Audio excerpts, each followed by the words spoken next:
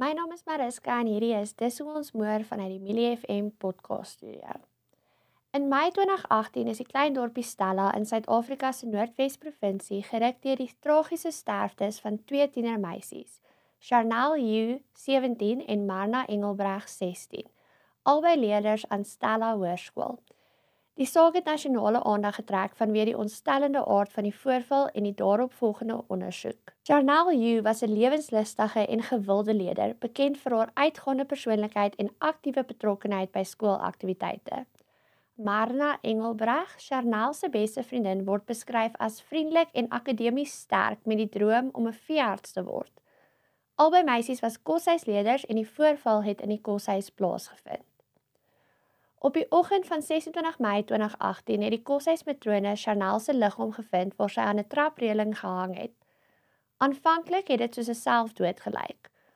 Kort daarna is Marna se liggaam in die badkamer ontdek met 'n tou of koord om haar nek. Die posisies en die omstandighede van die liggame het egter verdagte tekens getoon wat die owerhede gelei het om moord as 'n moontlike oorsaak te ondersoek. Die ondersoek het vinnig gefokus op Zander Bylsma, 'n 19-jarige oud-leerder van die skool en Charnel se voormalige kerel. Bewyse het daarop gedui dat hy in die vroeë oggendure toegang tot die koshuis gekry het en albei meisies vermoor het. Hy het daarna probeer om die toneel soos 'n dubbele selfmoord te laat lyk. Die motief is vermoedelik jaloesie en 'n behoefte aan beheer. Bylsma is gearresteer en aangekla van 2 aanklagtes van moord.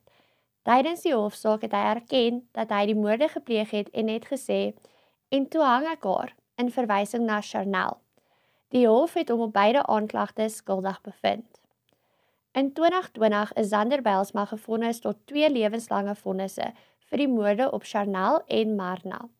Die regter het die erns van die misdaad beklemtoon en gesê dat geregtigheid vir die slagoffers en hul families van uiterste belang is. Die saak het verskeie kwessies beklemtoon, insluitend geslagsgebaseerde geweld, die noodsaaklikheid van bewustheid van geestesgesondheid en die behoefte aan beter sekuriteit by skoolkoshuise om leerders te beskerm.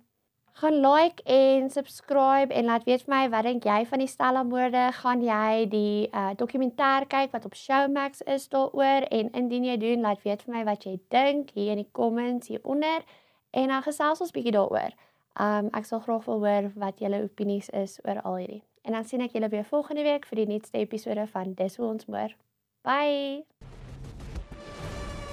Criminally Intimate. Kers gemaak vir jou smaak.